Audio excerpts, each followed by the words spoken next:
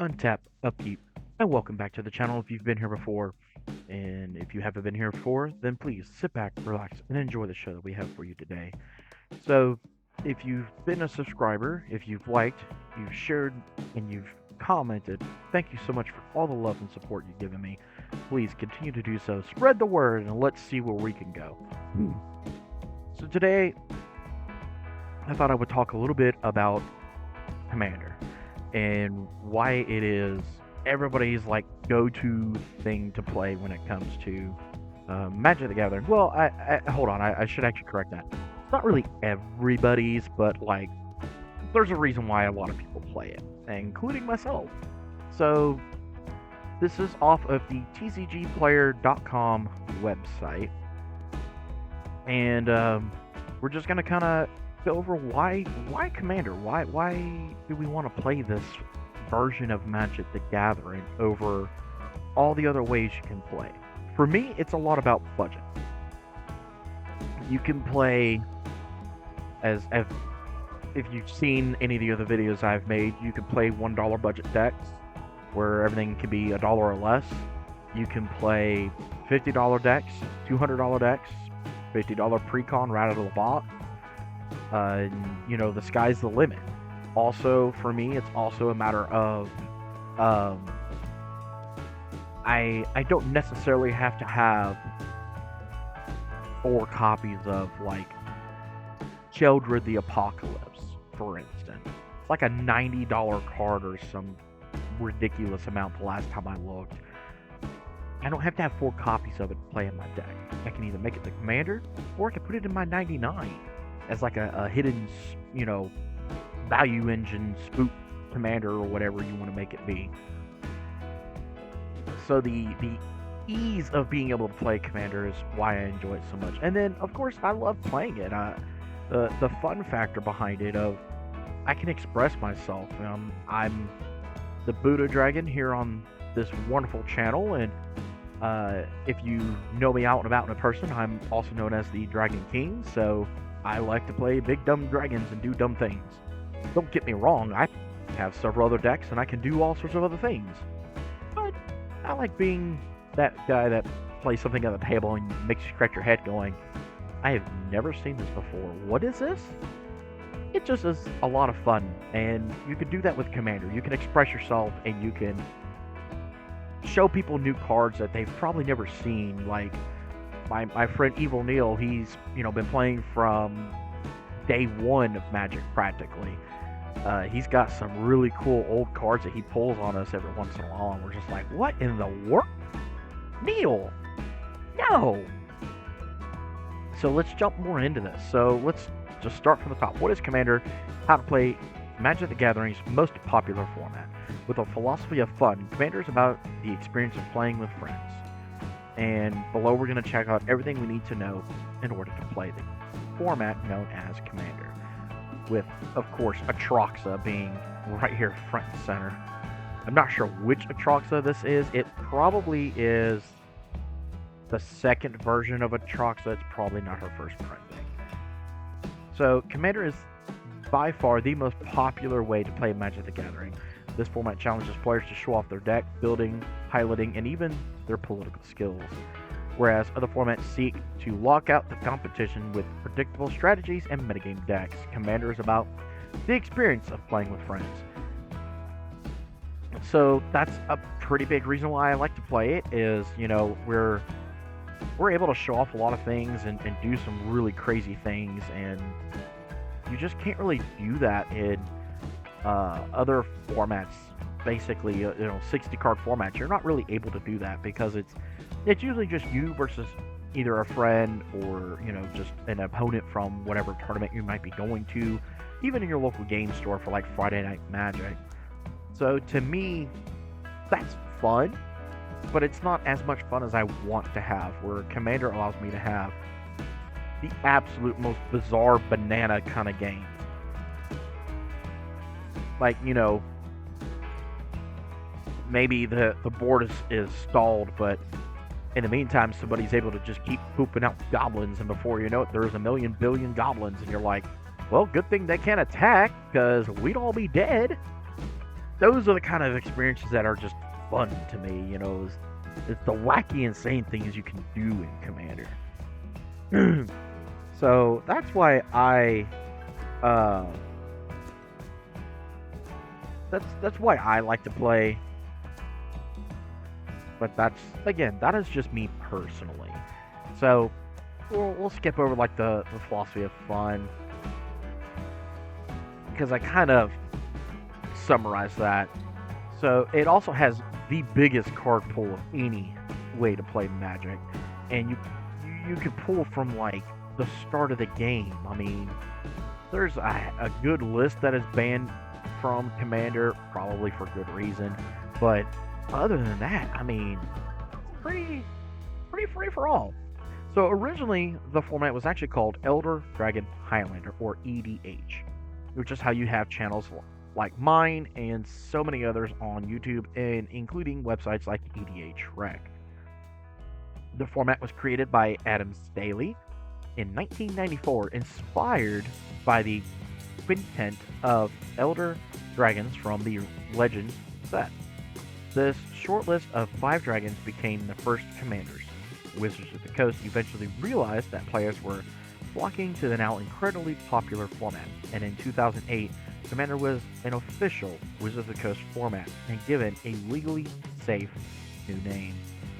The first step to playing is choosing a commander, but how do you know if an MTG card can be a commander? Well, we can go over that. So let's go back just a little bit. It is my understanding that Adam and some friends of his were actually all judges, and in between rounds they kind of got bored and they just started to tinker and decided to do something else. When they created EDH, it was mainly out of boredom, and I think they were also inspired by the Highlander movie / series. And if I want to say the story that I heard on how Commander actually became a thing, or Elder Dragon Highlander, was it was also up in Alaska, but I'm not 100% certain on how accurate that is. So that is the story I've always heard, though, is it was a bunch of judges that were friends. They were bored.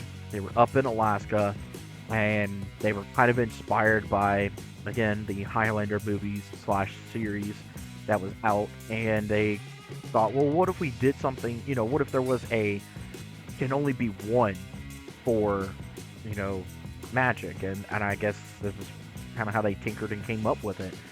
Just like the whole reason why your commander damage is 21 is because all 5 of the original legendary Elder Dragons all are 7 power. So in their practice, I guess they figured out that taking 3 hits from one of these dragons was fair enough and challenging enough that was a good number to pick for your commander damage. You 21 points. It doesn't matter if you have a ridiculous amount of health, 1 billion trillion health. 21 commander from a single commander, and you are toast. That includes if you took my commander to kill your best friend. If I've already hit him twice with that dragon and you stole it and hit him again, he still dies because it is still a commander dealing 21 points of commander damage total. So, interesting thing to keep in mind with that. So, we have some bullet points here,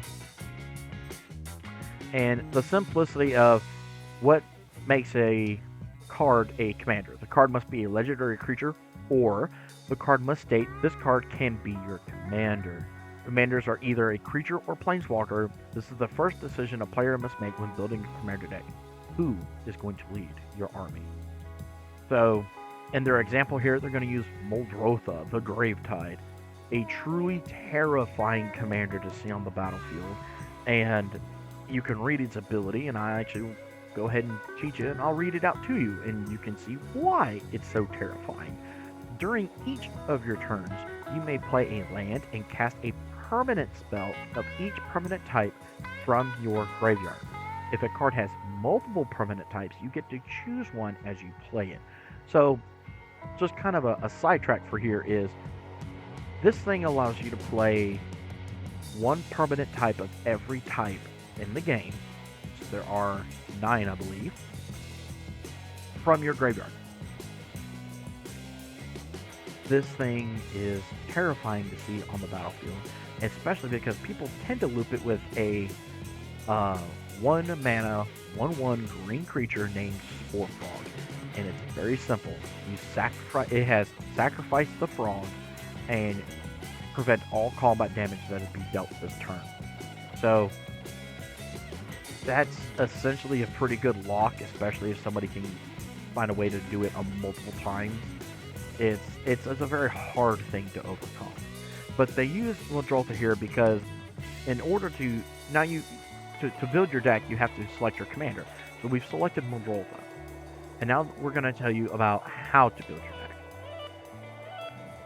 So, in this case, your commander is going to be a black, a blue, and a green.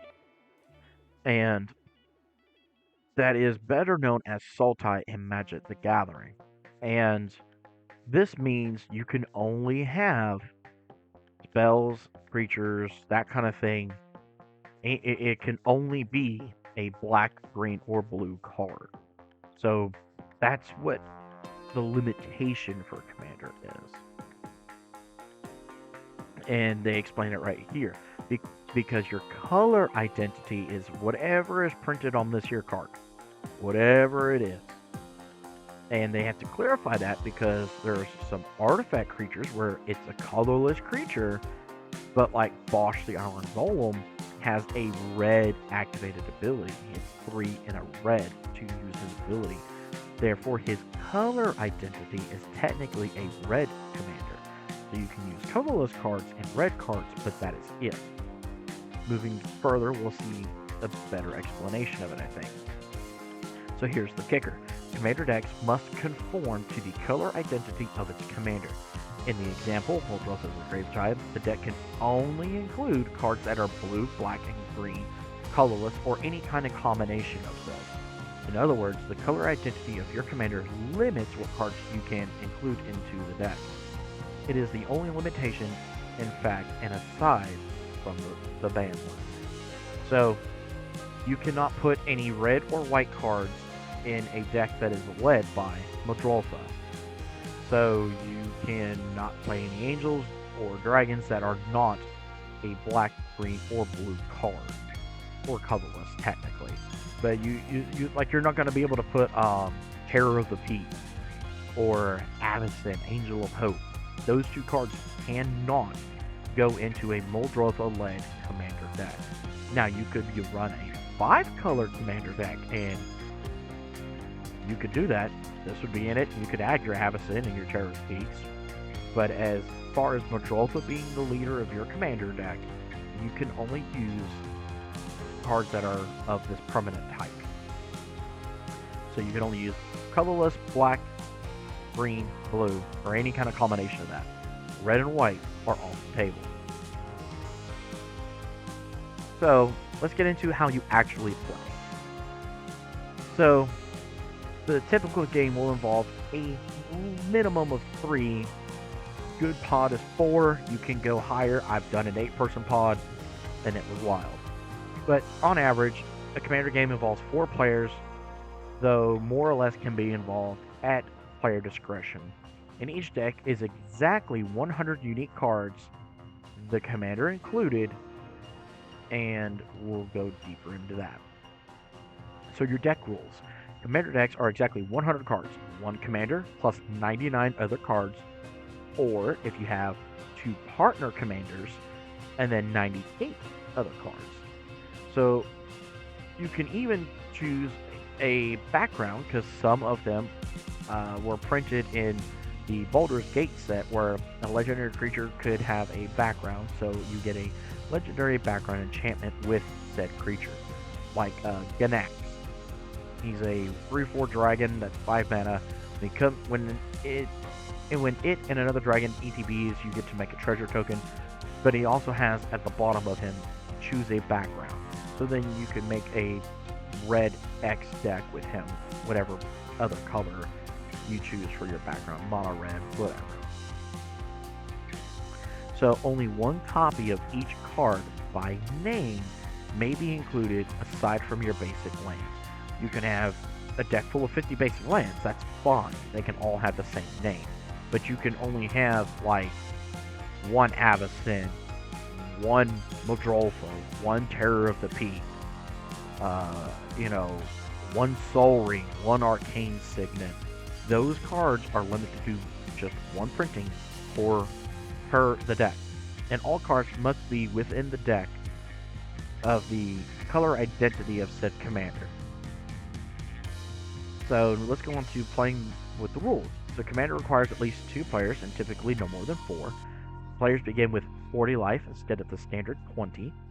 And all commanders start in what we call the command zone, which is a little zone that all commanders get to sit in outside of your deck. The mana value of a player's commander increases by 2 mana for each time it has been cast from the command zone. This cost is in addition to its original mana value.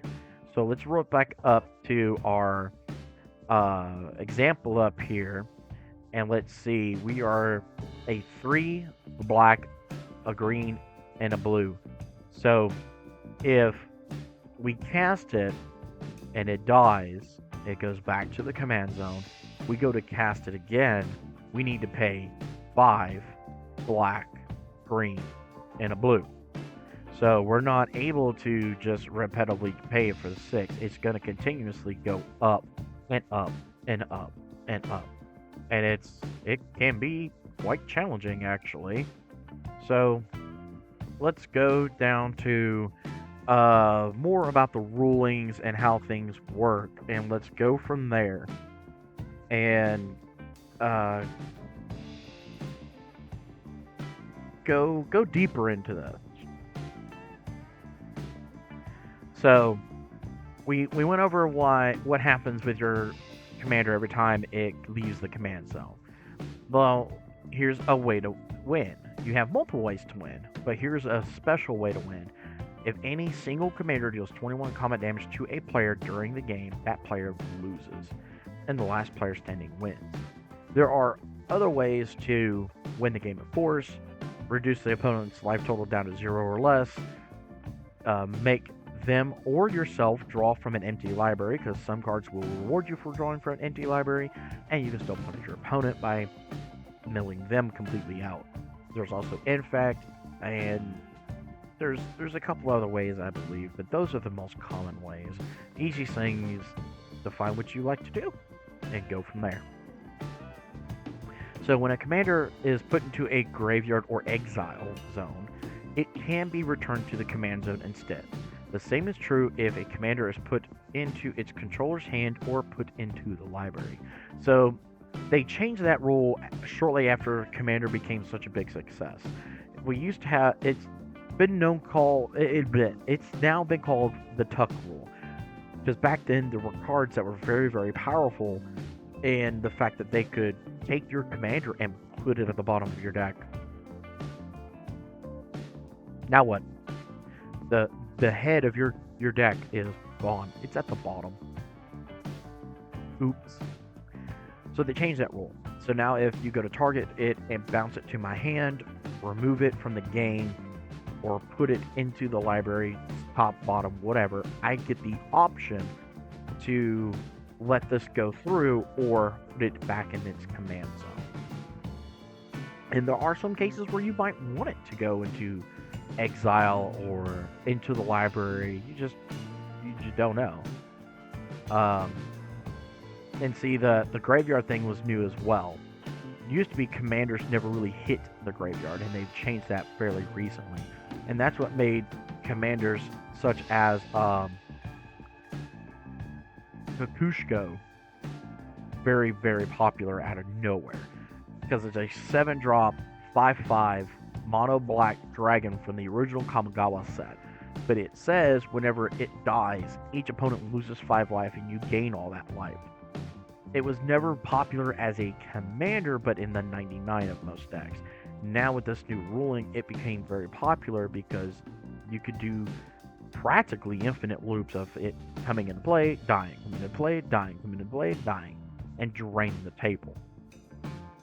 So what is the main difference between Standard and Commander? There are some key differences between Standard and Commander that makes this format unique. Standard, as well as most other constructed Magic formats, require a minimum 60-card deck, and players' life total begins at 20.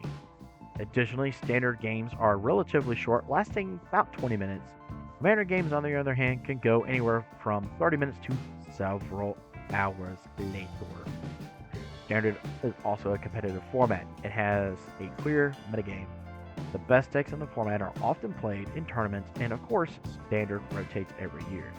Commander, on the other hand, is a casual format, easy to find a playgroup, and join in a play pod at your local game store, your LGS. However, there are Commander tournaments. These are technically, quote, competitive EDH or CEDH games. Finally, Commander does not rotate. Cards are sometimes banned for a variety of reasons. Otherwise, the card pool only continues to grow. So let's go back for a second. I'm sure if you've never seen it before, you're questioning yourself, what is competitive EDH or CEDH?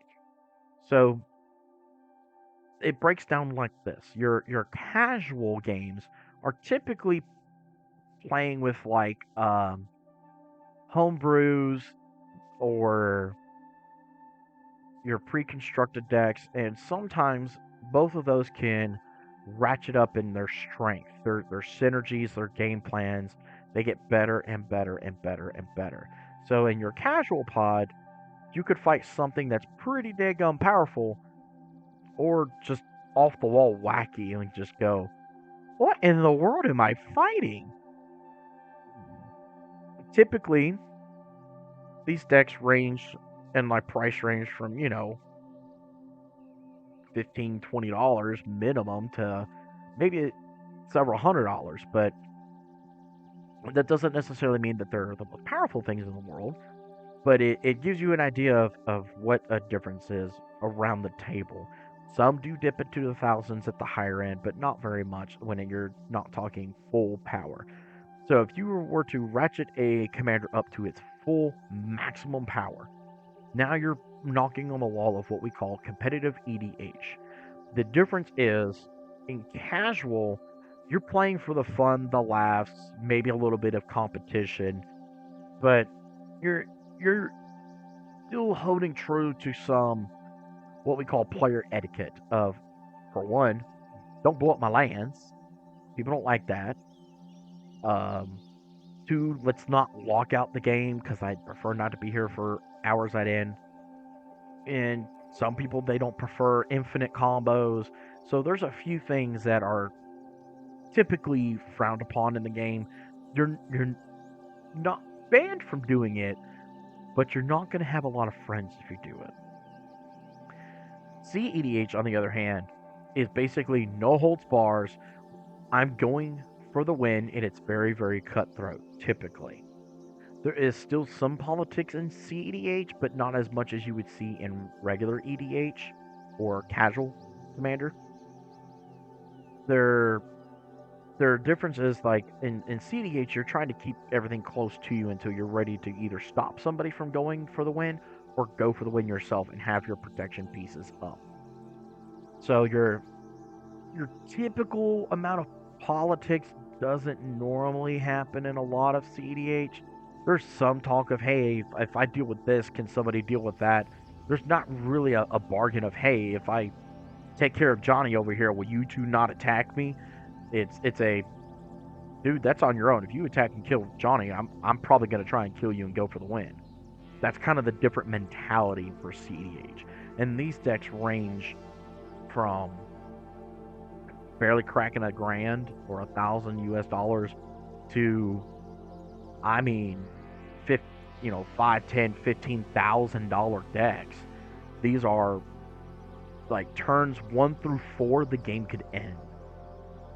On average, they could end between 1 through 4 turns into the game, and it is very, very, very possible that it could end before everybody even gets a turn. I've seen it many times. It is mind blowing what can happen. So your CDH decks are full powered commanders. They are as strong, synergistic, going from A to B as fast as possible to get that win. Their mana curve is very, very low. They run uh, the best lands, the best search spells or tutors as we call them. They are jam packed with all the good stuff to make everything just click. So here we have what are some of the banned cards in Commander. Um,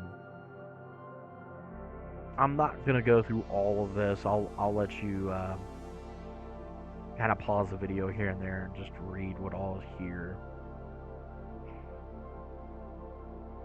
So you choose your commander for your deck. You start with 99.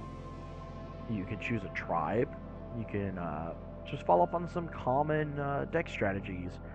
You know, there's aggro, control, combo, mid range. I mean, tribal. You've got all sorts of things you can do. You're really trying to find something that has a synergy for the mechanic or the card type. So you want to find something like maybe you're playing a life gain deck. So you want to find something that goes with your life gain idea, and you want to be able to build on that. It's not necessarily the most expensive deck that is the most powerful, but the most synergistic, the most resilient deck that is the most powerful. So my LGS, we have a guy that plays a very, very, very, very well built Tram deck. It does very good work. And it's not the fact that he's got it like a CDH or anything like that.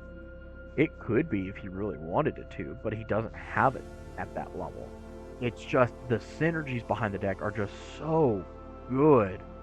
He's able to just slam and come out the gate swinging. You could be looking at death very, very quickly with his SRAM build. It is absolutely a terrifying monster. But it's not really like CDH. He actually just swapped it down to like a $75 or less budget deck. I recently did some battle against it, and it still slaps. It still hurts. Even at that low of a budget, he's a very good deck builder, a very good player, and it's just an example of you can have your $10,000 deck. That doesn't necessarily mean you're going to win. So keep that in mind when you're playing. You can build from your collection.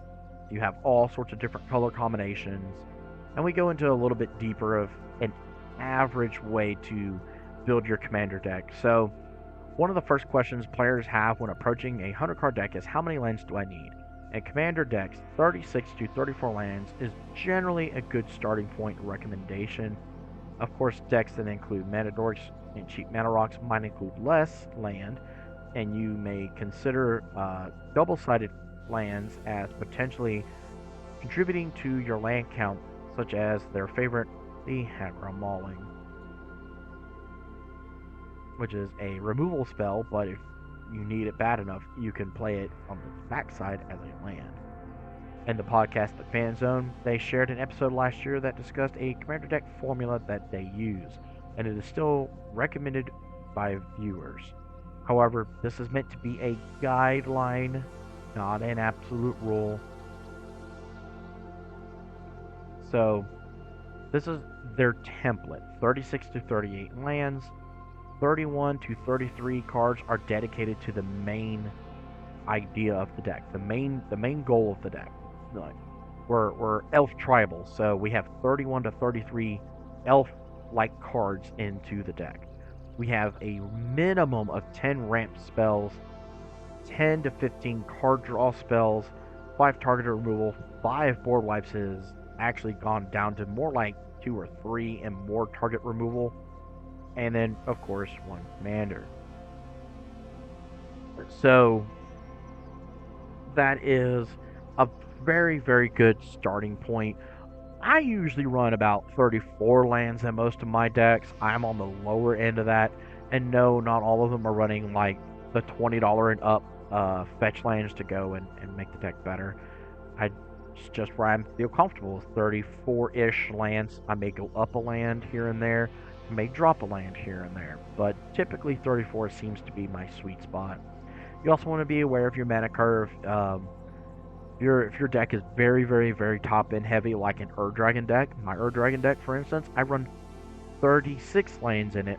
It breaks my little bubble, if you will, because I'm not an absolute dum dum, and I know we need to be able to make our land drops. It doesn't matter how much ramp or how many rocks I'm running if I do not make land drops to progress my game. So that's one of the decks I can honestly say I'm running 36 or so lands. I've even thought about maybe upping it up one more. I'm not sure what I would swap out. But if your mana curve is actually very, very low, then you can afford to drop down to, honestly, 30 to 34 lands, depending on what deck you're building. So right here, you can see a little graph of a good formula for figuring out what you got here. And if you use things like Mox Field, I think Architect, Tapped Out, they can display your actual mana value of every card in the deck, give you an idea of what you're doing. I know Mox Field has a nice little graph down there that'll show you, and it tells you, like, based on your mana curve and everything, your overall mana value of the deck, and it'll tell you, like, your average chance with the way you have the deck set up now of having X amount of lands in your hand.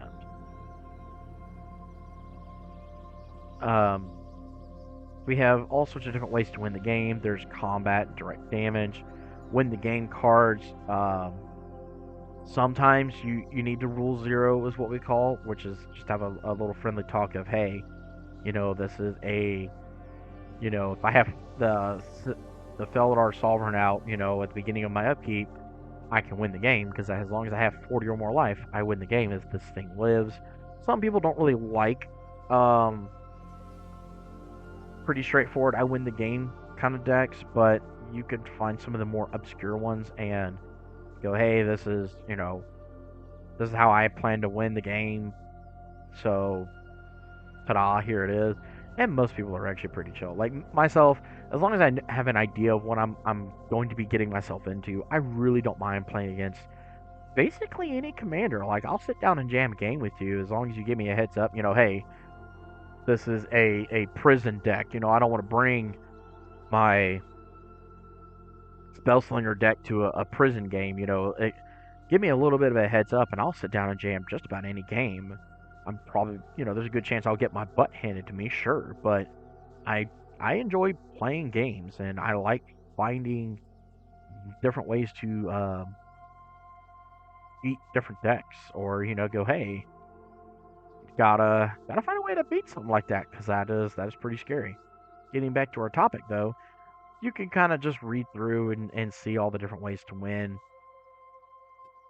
Like I said before, infinite combos. You make like infinite mana or infinite draw capability, that kind of thing. They allow you to, quote, win the game.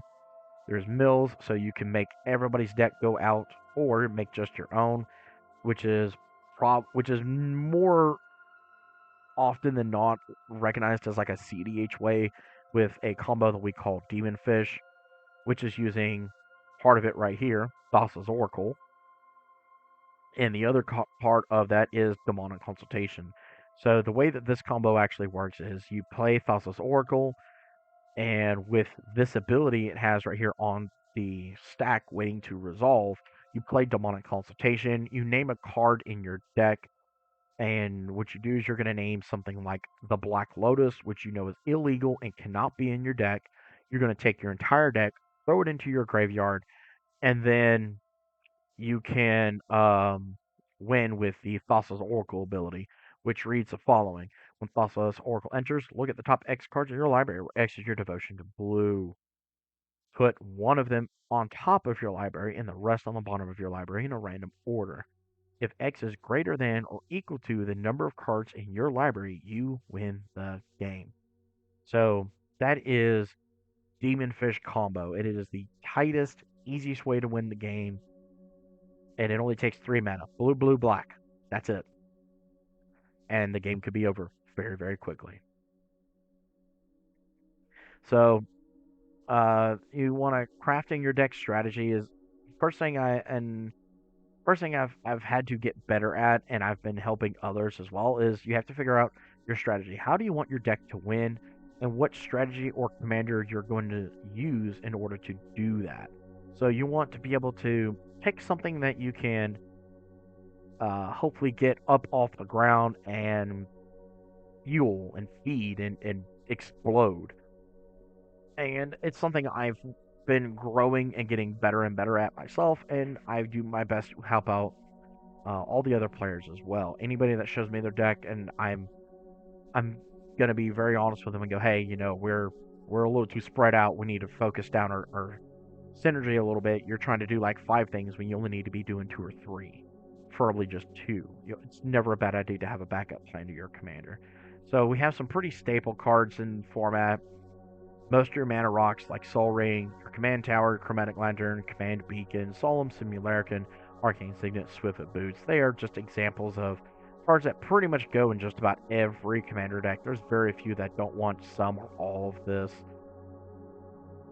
And when you bring it all together, you can finally build your deck. And there's a couple of different ways that you can build this deck. So you can do Moxfield, Architect, tapped out, not typed out. You find another website. By the way, none of them are sponsored. They're not paying me to say this. It's just experience and knowledge that I have after playing the game for so long. So here's a overview of our competitive commander, or CEDH. It is a sub-format of commander that has grown in popularity along with the overall format. CEDH shares the same ban list as commander and has no separate official rules from Wizards of the Coast. CEDH can be played 1v1 or in a group of 4. CEDH games are much faster than commander games. Not every CEDH deck is built to win as quickly as possible, but all CEDH decks will win quickly when compared to casual play. So, like your out of the box precon probably takes every bit of 7 to 12 turns to maybe pull the win off. CEDH is looking at like turn 4, turn 5, the game's over on average. Some games, especially with some of the recent bannings, have been going to that 7 turn or so mark. It depends who everybody's running as their commander and what the strategy is. So CEDH decks nearly always utilize powerful combos. They are also built to be more consistent and deny opponents access to their resources. Like I said before, CEDH is very, very cutthroat. I'm here for the win. I don't care about having fun as far as look at this big dumb dragon. If the big dumb dragon doesn't win me the game, it's not in the deck. I don't care. CEDH decks can be extremely expensive, even more so than competitive modern decks. Often use the best cards available from the long history of Magic, resulting in high power, high cost. This style of commander is ideal for advanced or even very competitive players. And then we have down here where you can go and find people to play with, and really the best way to improve your deck with is just by playing it, playing against a whole bunch of other things, and seeing what's going to be like a linchpin to the deck, what's going to be a weak link to the deck. Maybe you've got like Reclamation Sage in your deck, and you're not sure if it's good, or if you should play something that has like instant speed, destroy artifact or enchantment. So that's something to always consider when you're trying to figure out what is what for your commander deck. And don't be afraid to ask people, hey, would you mind looking at my deck and seeing what you think? Someone like me, I'm always down for that. I'm always down to look at your deck and go, yeah, man, sure. Let me look at it. Let me see what we got. What are we working with here? What are we trying to do? So there's always improvements that can be made. You're never going to be completely satisfied or done. So it's nice.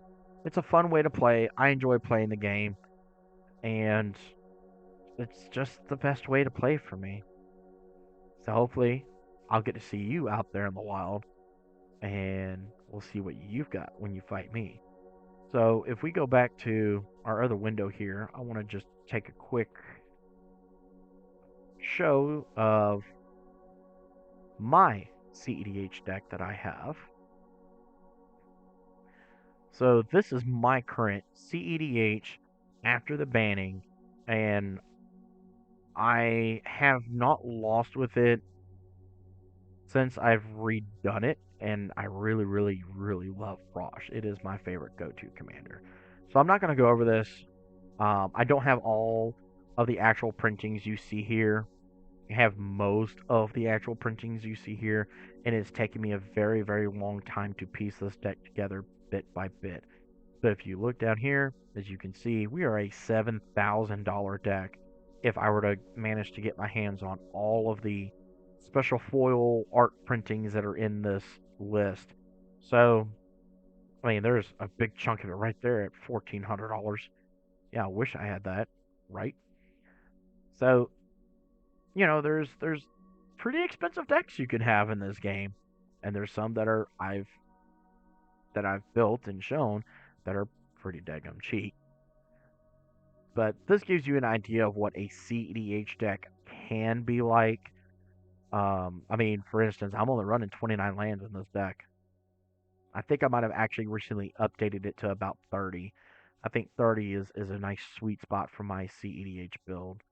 But this gives you an idea of what a CEDH deck can look like and can be. It gives you an idea of how expensive they can be. I mean, any deck can be expensive if you put time and the money into it.